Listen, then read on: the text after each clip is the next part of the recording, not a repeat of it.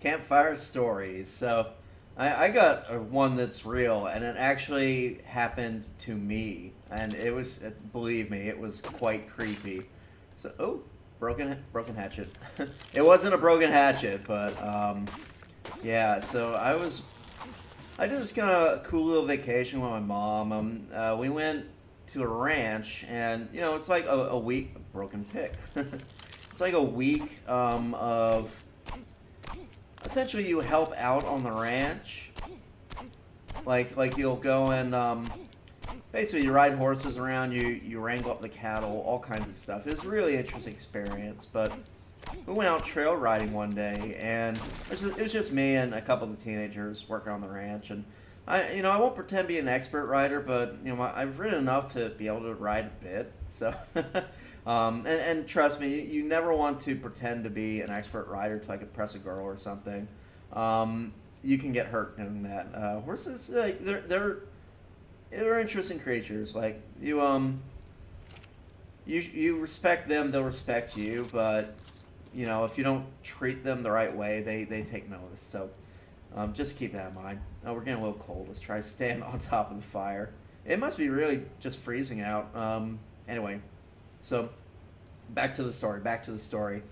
Yeah, we were out there, and I just went out with a couple of the like locals, and we were doing some riding, and suddenly the horses they got kind of weird. Like you notice these things. Their ears are kind of like perking, and they're sort of doing that thing when they're listening around them, and kind of like snorting a bit and whinnying a little, and they're just nervous, like kind of hesitant to run and pawing the ground.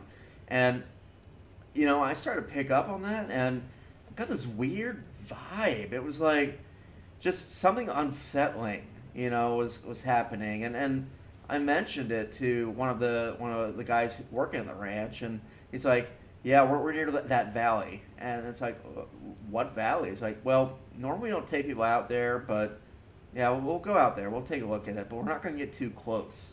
It's like, oh, like I was a little worried because I thought, oh, geez, is there some like crazy person out there or like whatever? But it's like, no, it's nothing like that. It's just, I mean, you'll see when we get there. So we start going towards the valley, and the horses they're getting like obviously perturbed. Like they were spooked. It almost looked like they'd smelled a coyote or something, or a mountain lion, and just like kind of twitching their ears around and just being a little nervous and hesitant. And like I said, you kind of pick up on these things when you ride horses. And we get down, and we're at the top of this crest, and there's a gentle valley, and kind of this was out in Utah, a little bit north of Salt Lake City. And you get these basically in the valleys are where you'll get all these thick pine tree groves growing. And so like we were looking basically we're up on this kind of open ridge looking down into this pine tree area. And down in the valley, like I noticed it looked like a couple of houses and kind of like a little camp, like if you've ever been to a summer camp or whatever. But it was strange because the decorations, like, at first looked kind of off. Then I realized they were a little bit tattered. Like, if you look through the window down into this, and it was like it was also like an old looking pattern on, it's kind of like polka dots, and you don't really see polka dot curtains in this day and age, and like a lot of floral patterns and stuff. And like then I noticed like some of the equipment around it had rusted out, and it was just kind of it looked like it had been abandoned. And so I say, okay, what is going on with this place? It's weird, there's a weird creepy vibe about it. And the guy's like, well, you see, it was back during the 1970s. They had a Girl Scout camp in the area, and it had been going for a couple of years, and had been doing quite well. And they had a fairly large group. It was about 40 girls. They go out and kind of like, do Girl Scout stuff, camp out, go hiking and all that. Well, apparently one day, like, and the parents, they drive up and pick them up at the end of the week. Well, apparently one day, like, the parents, they showed up, and the counselors' cars were still parked, like, near the They're basically all the cars were parked. It looked like basically that all the girls had gone out with the counselors on a little hike, um, just for the day. And so the parents they figure, well, they're out for a hike. The girls will be here or whenever. We'll just kind of wait around, shoot the breeze. Not poo in the middle of the story. That's just not gauche anyway. And so the parents were waiting and waiting, and started getting dark, and the girls still weren't back. So obviously they started to get concerned, and they approached the sheriff about it and said, "Look, our girls aren't back. The counselors aren't here. It doesn't look like they drove anywhere, but we're very concerned for our daughters. Like, can you get out here?" And so the sheriff came out, and they started doing a search. Like, they tried to find the girls, and they never found them.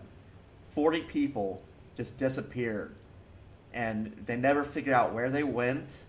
They never knew, like, what the heck had happened to them. The counselors, the girls, not a trace. Gone. And, I mean, I kind of didn't want to believe that story because it sounded so crazy, but then, like, the ranch had a sort of a little historical library, and yeah, I looked at the newspaper articles. It legit happened.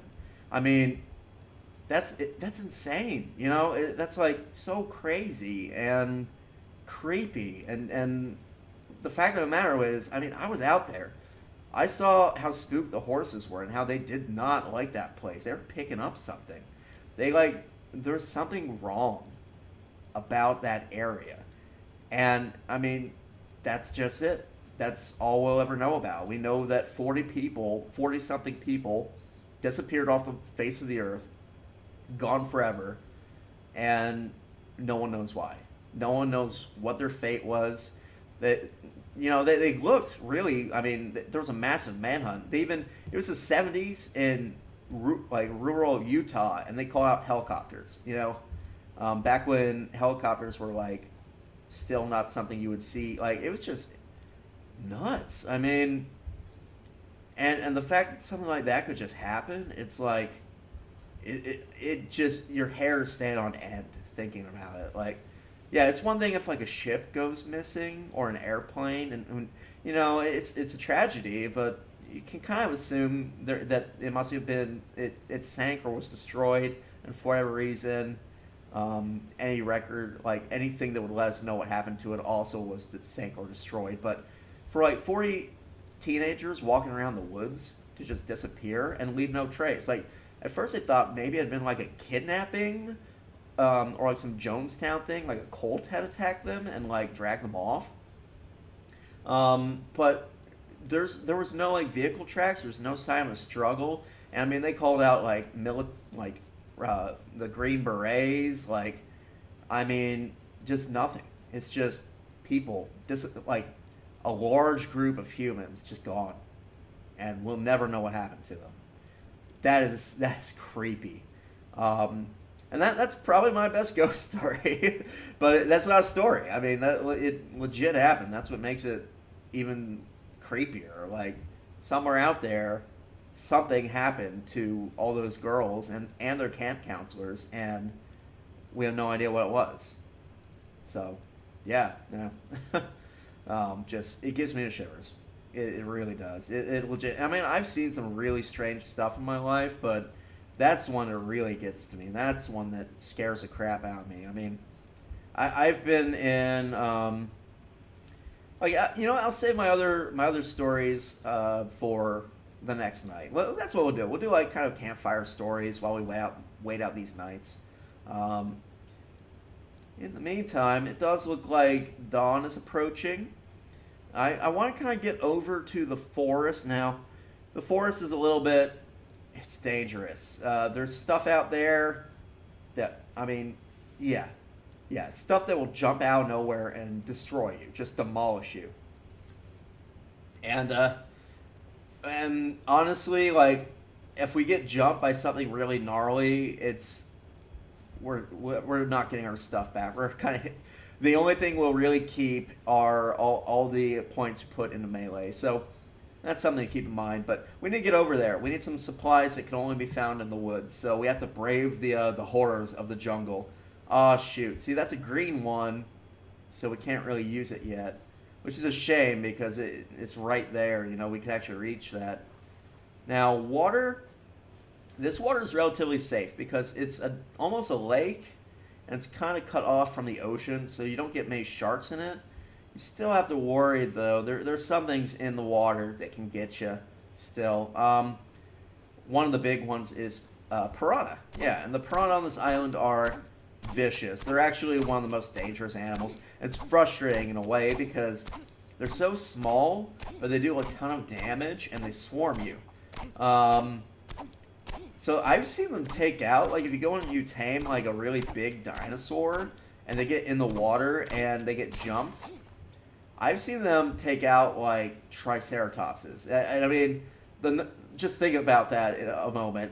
A triceratops getting eaten by fish. And then think about what that means for you. Yeah, it's, are we encumbered?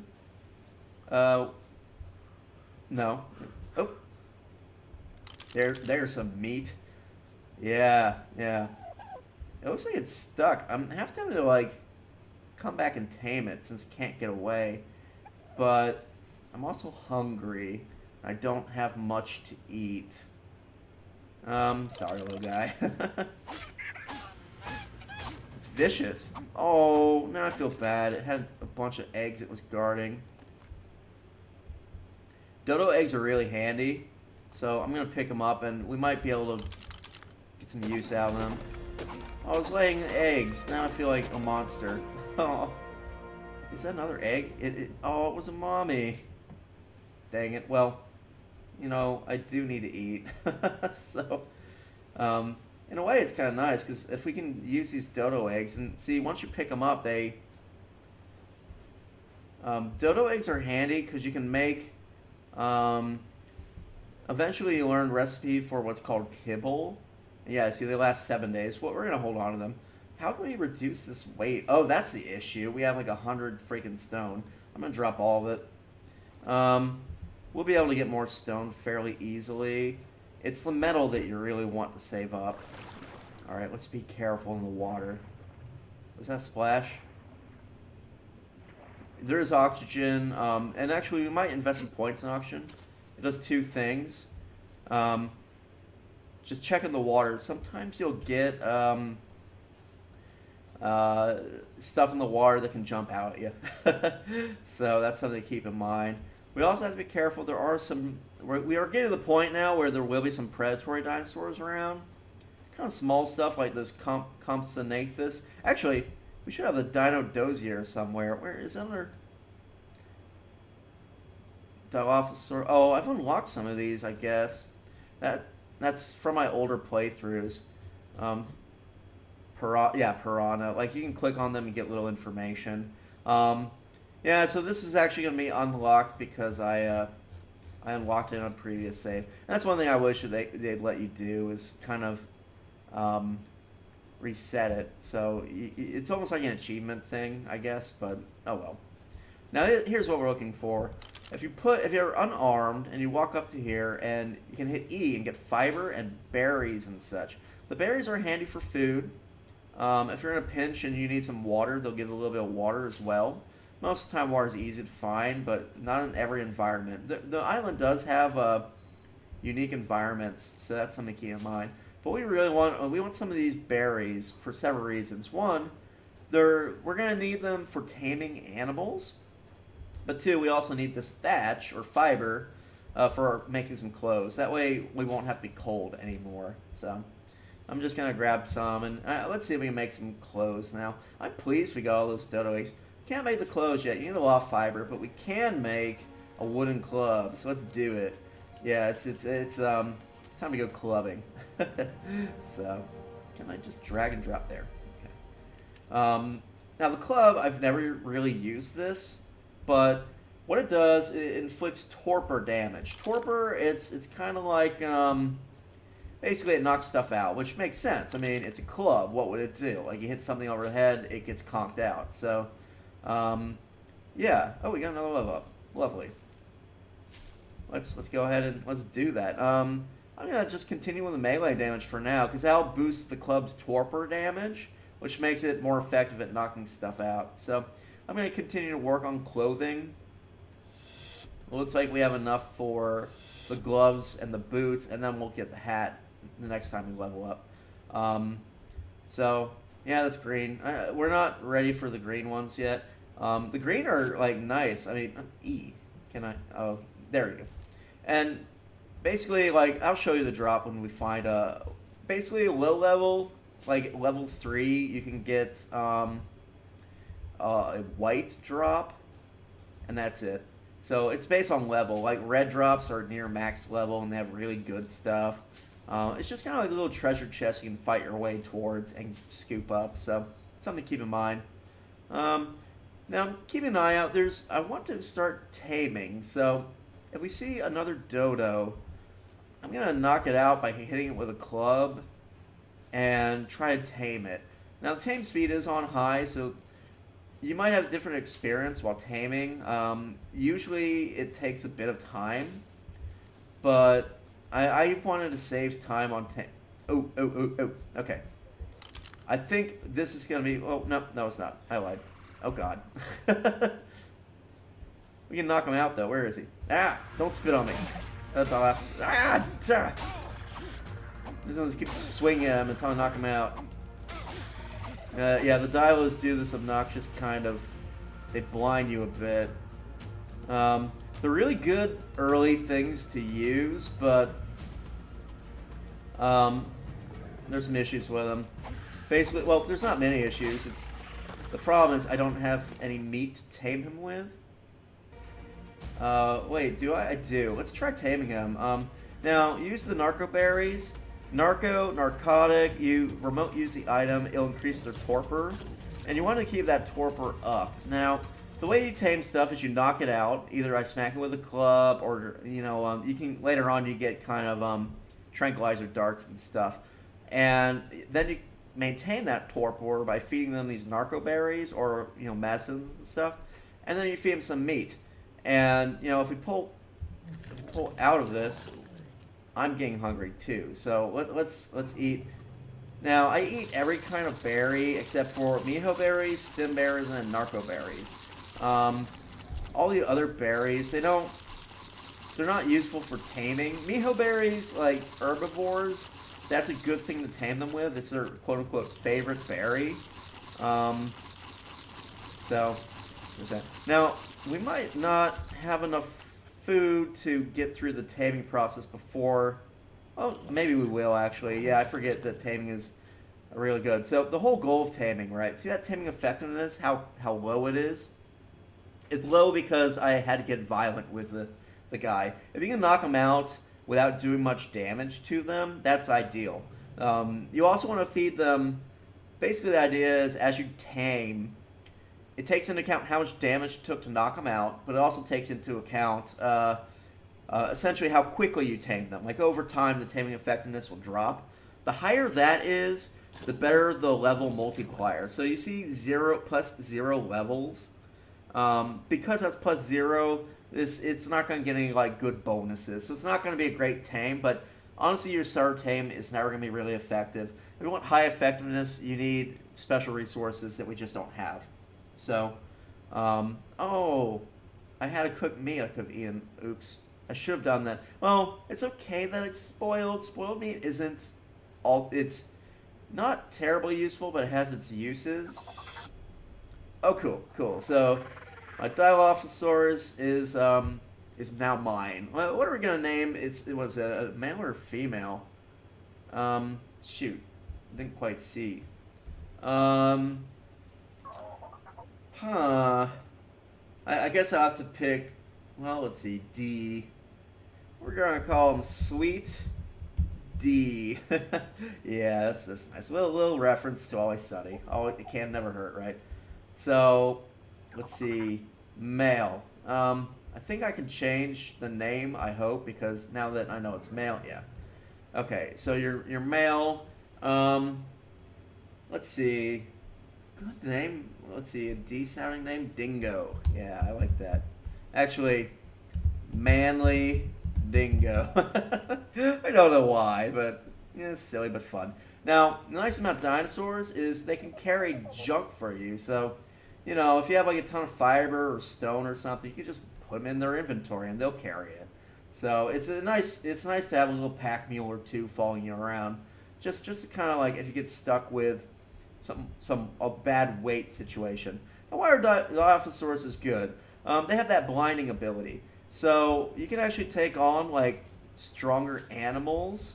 If you tame up a pack of like 5 or 6 of those guys, they can just continuously blind your enemy, and because of that, they're really good for hunting some of the smaller dinosaurs, and they're fairly solid for an early dinosaur. They have you should be following me. Yep.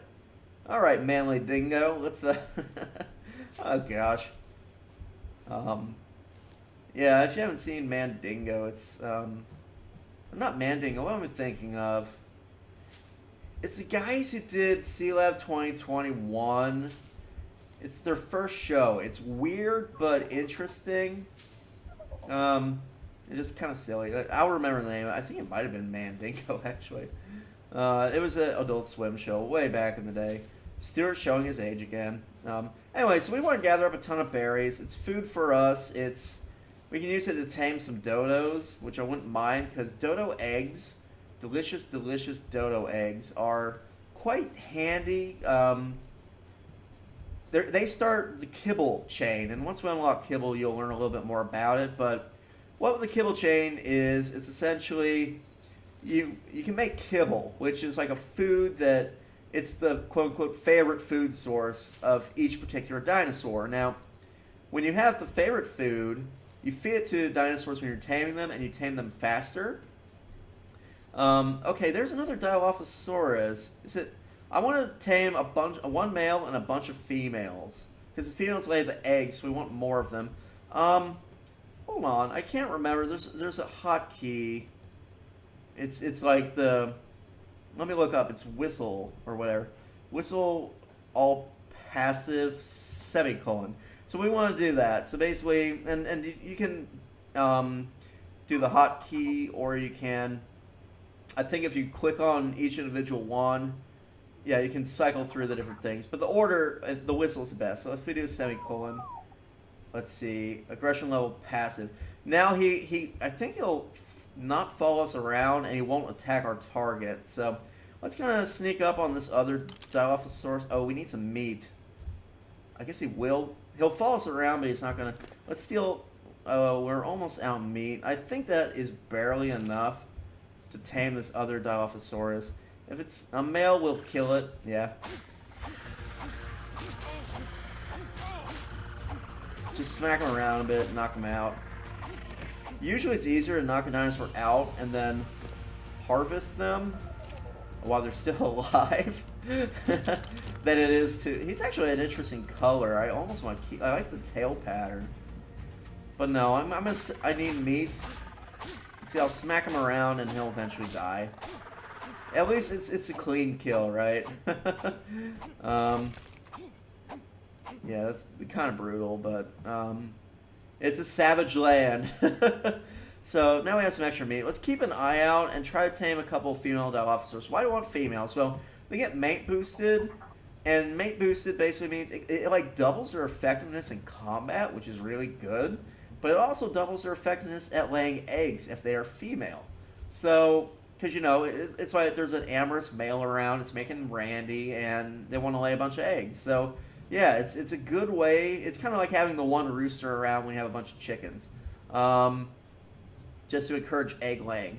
And so, anyway, why am I interested in these eggs? Basically, what happens is you mash up some eggs, and you mash it up with like a bunch of fiber and stuff. There's a recipe for it, and you get kibble. And oh, another male. Shoot. And he's gonna blind me. I almost should, like, I need to, oh dear.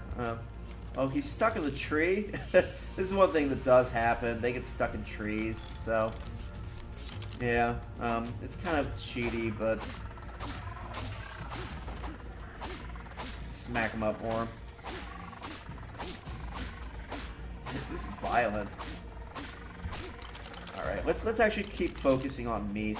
Now, I got so angry beating him I defecated. Jeez. Um, now, basically, pick you get more meat. The axe you get more hides. So if you're feeling like you need more hides, that's how you get more hides off your kills. So we're exploring around, kind of learning about this savage land. I feel like we're in a pretty good position. We've already tamed Manly Dingo. I'm going to try to make the name silly, but I don't know. I'm thinking like my dinosaur names are almost going to be horse racing names. So, okay, let's tame some dodos too, because they're good egg producers. Oh, he's a white one too. He looks cool. All right, get knocked out. Okay. That did the trick. Here, have some miho bears. Delicious, delicious miho bears. So he should get tamed very quick. Dodos tame like almost immediately. It's kind of ridiculous, especially with easy taming on. So miho berries are the favorite wild food of these guys, but if we had kibble, they'd tame even faster. So that's something to keep in mind. Yeah, let's have him eat one narco berry. And I'm going to pull those off of him and take like half of these. And I'm just going to leave him there. He'll tame pretty quickly. I'm starving. Okay, let's eat some berries. Sorry, wrong button. Let's eat some berries before I drop dead. We do need to get some sleeping bags and shelter and all that, so something to keep in mind. The sleeping bag, it's a one-use respawn point. So if you get killed, you'll reappear at your closest sleeping bag, but it will also be, that's the one use. So that's something to keep in mind. Let's repair this, and then we'll do a little bit of dodo taming, because I do want to like get a bunch of eggs going. So yeah, the kibble, basically like each, name your dodo. Let's call him Tweedle. I think dodos are kind of stupid animals, so we'll give them dumb names. Alright, yeah, I'm thinking horse, like racing horse names for our dinosaurs. Okay. Are you a male or female? If he's male, I'm just going to wipe him out.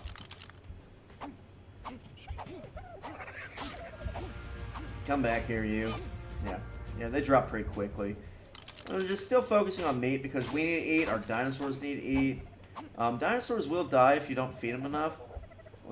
Case in point, actually, let's, now that we have a little bit of meat, we'll give you some spoils. Spoils of war. And another, like, interesting thing, so most of the dodos, most of the animals, they want miho berries. That's her favorite wild food. Now, kibble is actually a better way to tame over everything else, but if you don't have kibble and you want to tame like a triceratops, miho berries are a good alternative. Now, except for the only animal that I'm aware of in the game that also likes the yellow berries, the Amar or whatever berries, are dodos. It's just kind of strange. I guess they did that because it's the first animal you find and might be your first tame, and they wanted to make it just a little bit simpler. Now, you definitely want to be careful around the bigger dinos. Like, you don't want to be running after swing your club at a dodo and then accidentally hit the big dinos. All these male dodos. Yeah, I don't want male dodos. I want female ones. Sexy, sexy lady dodos.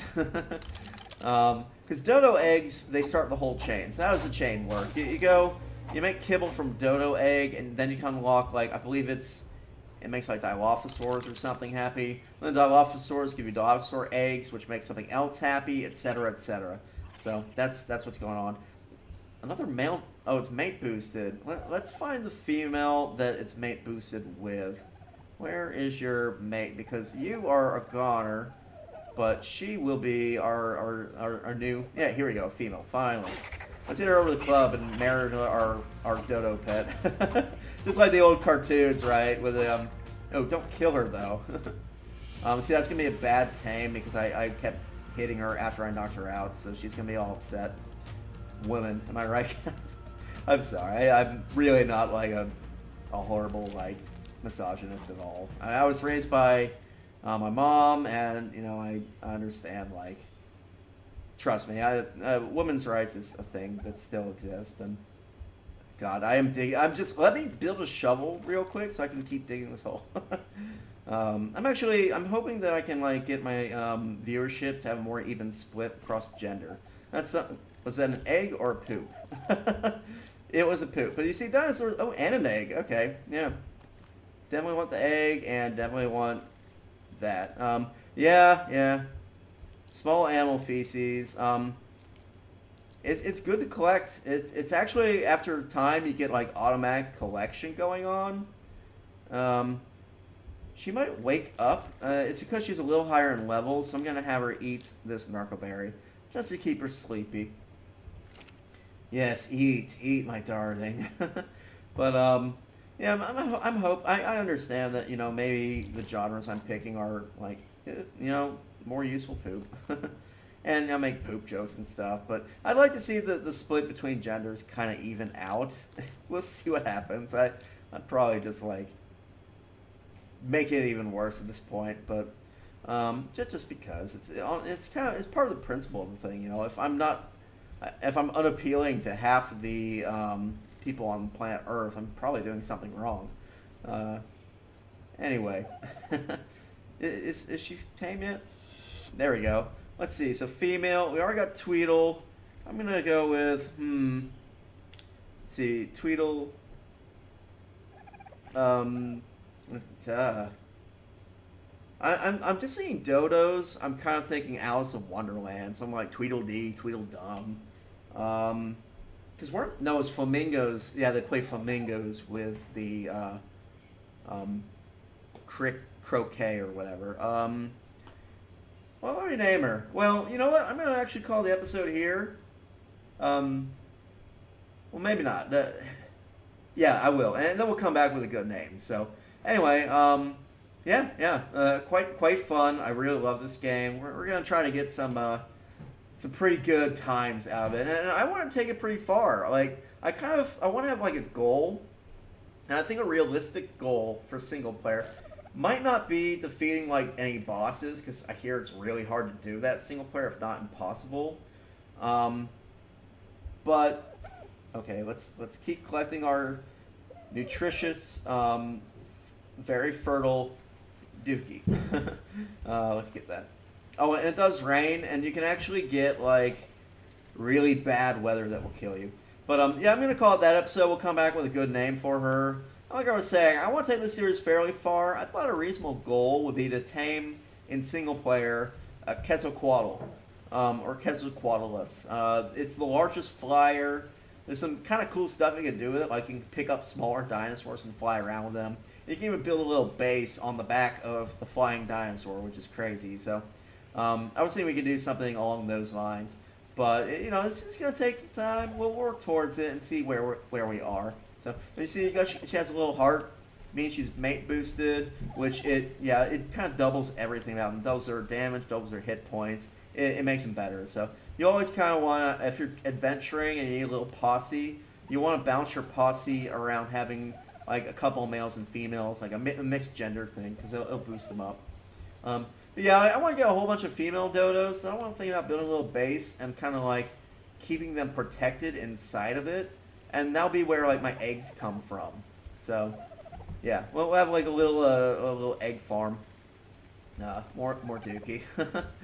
Lovely Dookie. Anyway, so I'm gonna leave it at that. We'll come back. We'll have a fun name for her, and yeah, we'll continue on. I think we're doing fairly well for the most part, though.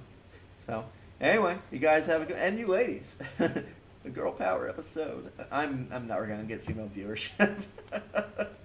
Such is life. C'est la vie. Anyway, you all have a good one, and bon chance, or whatever. Trying to, like, mix up my outros. We'll work on it. Have a good time, guys. I'll see you next time. Bye.